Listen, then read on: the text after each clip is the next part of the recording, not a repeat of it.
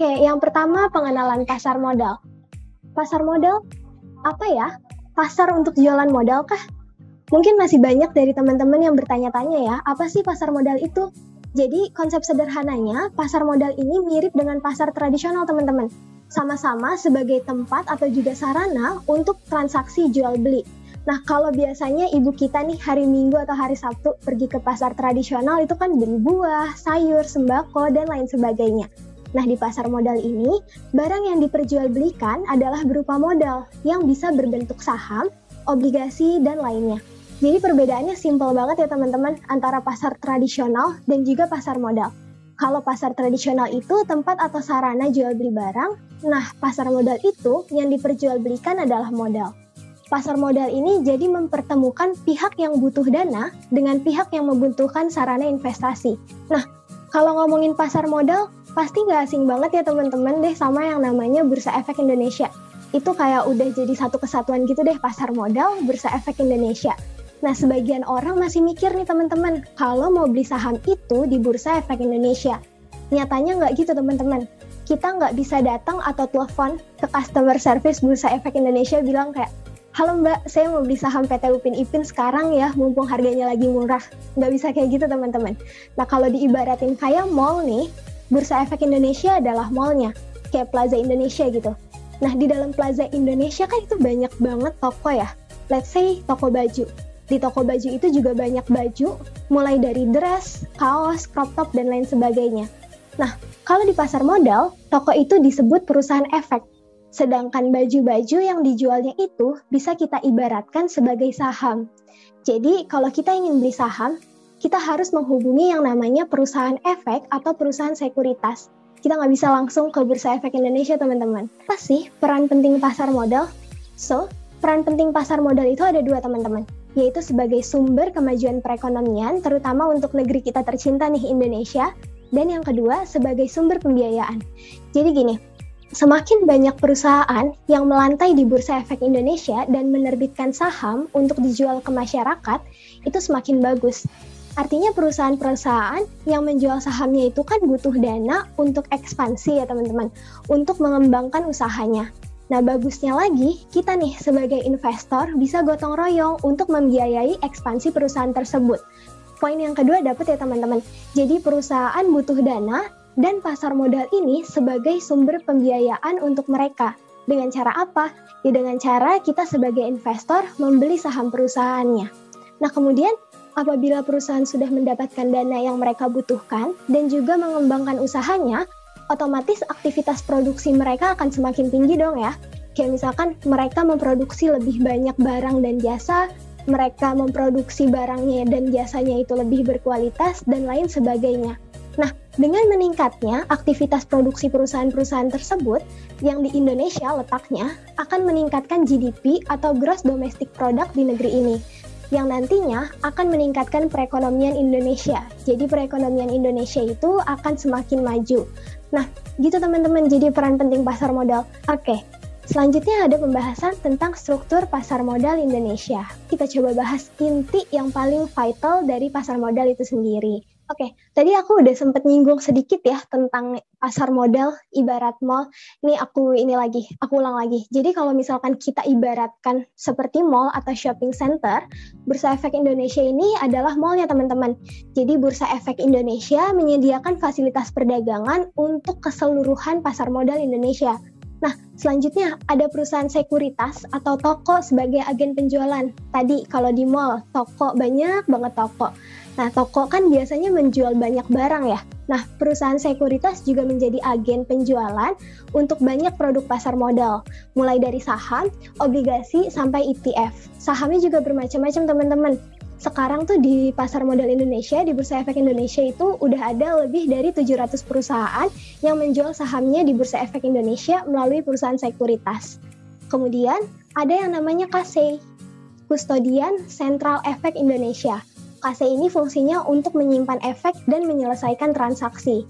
Kalau misalkan kita bayangin di suatu toko, ini sejenis gudangnya kalau di toko. Jadi kita punya saham, kita punya dividen yang kita terima, misalkan uang kita sisa berapa, itu semuanya dicatat aman di yang namanya KSEI, Custodian Central Efek Indonesia. Ada lagi nih teman-teman, KPay, Clearing Penjaminan Efek Indonesia, untuk ngejamin bahwa transaksi jual beli yang kita lakukan berhasil. Kalau misalkan di toko kayak sejenis kasir gitu.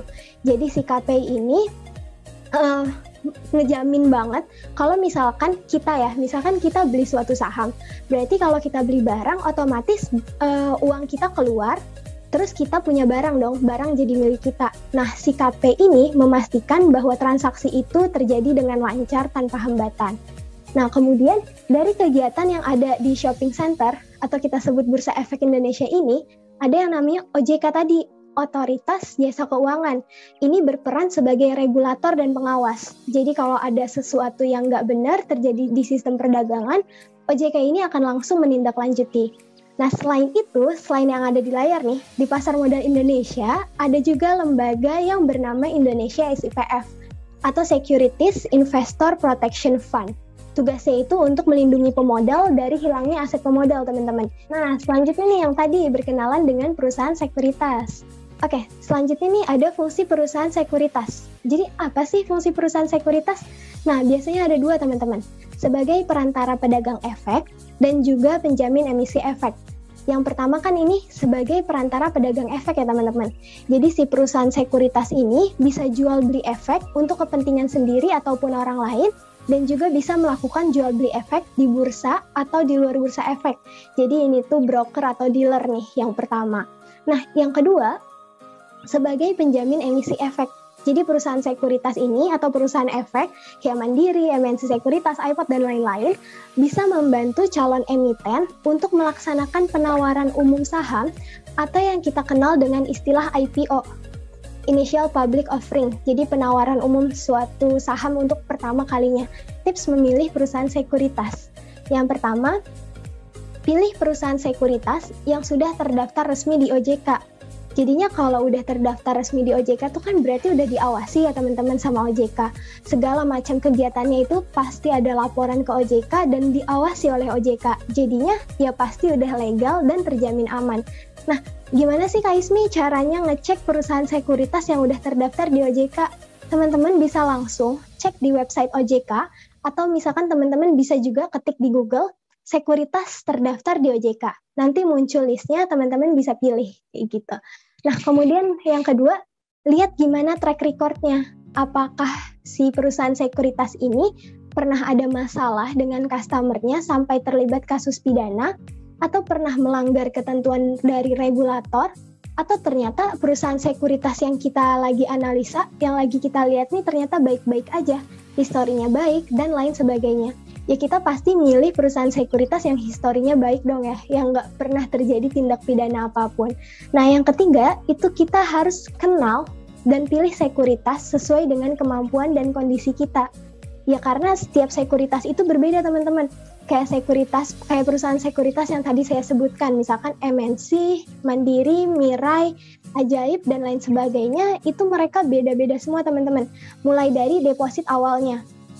Ada yang minimalnya Rp100.000 teman-teman, ada juga yang 3 juta, 5 juta, bahkan ada yang minimal deposit awalnya itu 10 juta. Nah kemudian kita perlu lihat juga nih, fee jual dan beli setiap bertransaksi, itu juga beda-beda tiap sekuritas. Ada yang 0,023%, 0,028%, dan lain sebagainya. Kemudian ada juga nih sekuritas yang mewajibkan calon investornya nih kita untuk punya NPWP. Tapi ada juga yang enggak gitu. Intinya kita kenali dulu sekuritasnya, kemudian kita sesuaikan dengan kemampuan kita. Nah, yang terakhir, yang ini penting juga, teman-teman harus cek kredibilitas para analis yang dimiliki oleh perusahaan sekuritas tersebut. Nah, ini juga salah satu yang terpenting ya menurutku, karena analis ini akan memberikan rekomendasi setiap hari ke teman-teman di platform sekuritasnya. Dan biasanya di report itu ada tuh namanya siapa analis yang bikin laporannya. Nah, teman-teman bisa cek di Google, siapa sih sebenarnya yang menjadi analis itu? Misalkan sebut aja Mawar. Mawar lulusan mana ya? Sudah memegang sertifikasi apa aja ya? Dan lain sebagainya. Oke, selanjutnya tips investasi bagi pemula. Ada 7 tips. Yang pertama yaitu kita perlu paham instrumen investasi.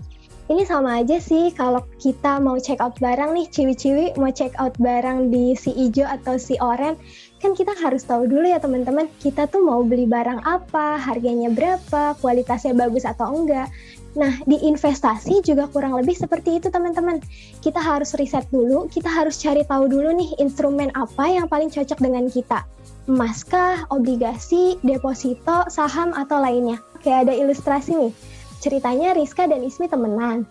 Rizka sejak usia 25 tahun disiplin teman-teman investasi 3 juta per bulan sampai umurnya 35 tahun dengan asumsi pertumbuhan asetnya 15% per tahun. Tapi Ismi ini baru investasi saat umurnya udah 35 tahun. Investasinya 6 juta, 2 kali lipat dari nominal investasi Rizka sampai umurnya 45 tahun. Asumsi pertumbuhannya ceritanya sama nih teman-teman, 15% per tahun. Kalau kita simpulin nih, Rizka dan Ismi kan sama-sama investasi 10 tahun ya. Bedanya si Rizka ini mulai duluan. Rizka mulai pas umur 25, berhenti pas umur 35. Sedangkan Ismi mulai dari umur 35 sampai 45. Nah, returnnya juga kita lihat sama aja 15% per tahun. Tapi di sini yang beda, nominal investasinya juga beda teman-teman. Ismi nabung tiap bulan 6 juta, tapi Rizka cuma 3 juta. Kalau misalkan Rizka dan Ismi sama-sama mengambil keuntungannya saat umur 55 tahun, siapa yang hasil investasinya lebih besar? Nah, teman-teman bisa lihat nominalnya bedanya jauh banget ya. Rizka yang cuma nabung 3 juta per bulan, itu dapatnya di akhirnya nanti umur 55 tahun, asetnya itu ada 19,9 miliar. Sedangkan Ismi yang 6 juta per tahun cuma 8,9 miliar. Nah, ini dia. Ismi yang nominalnya lebih besar. Tapi karena di sini kita perlu tekankan Rizka mulai duluan. Makanya Rizka dapat keuntungan yang lebih besar teman-teman daripada Ismi. Nah, ini yang disebut compounding effect, bunga berbunga, keajaiban ke-8 kalau kata Albert Einstein. Jadi, time is very important assets lah of yours. Waktu adalah aset yang paling berharga yang kalian punya, yang kalian miliki. Nah, jauhkan mindset investasi untuk cepat kaya. Mindset cepat kaya adalah mindset yang salah karena investasi untuk meningkatkan aset dan mengurangi risiko di masa depan.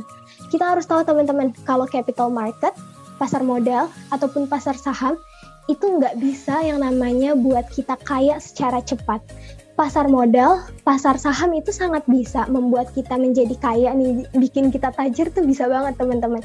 Tapi of course, in long term, dalam jangka waktu yang panjang, nggak tiba-tiba kita investasi hari ini, besok udah jadi sultan gitu, nggak. Nah, dari nomor 4 ini, kita harus pakai dana lebih yang emang sengaja kita sisihkan di awal untuk investasi, bukan untuk yang lain. Yang kelima, don't put your eggs in one basket. Investasi dengan cara diversifikasi karena saat satu instrumen rugi, ada instrumen lain yang untung sehingga bisa mengcover kerugian dan memaksimalkan profit. Don't put your eggs in one basket. Jangan tempatin seluruh dana investasi teman-teman pada satu instrumen atau satu saham yang sama gitu. Nah, maksudnya apa sih kayak gini? Jadi kita jangan taruh semua telur yang kita punya di satu keranjang. Bayangin kalau kita taruh di satu keranjang doang, keranjang itu jatuh. Ya maka telur kita kan bakal pecah semua ya teman-teman. Nah begitu juga di investasi. Jangan taruh atau investasikan uang kita hanya di satu instrumen atau satu saham. Karena ketika harga saham atau harga instrumen yang kita punya jatuh, nggak ada yang bisa mengcover kerugian itu. Nah, yang keenam, ini juga penting.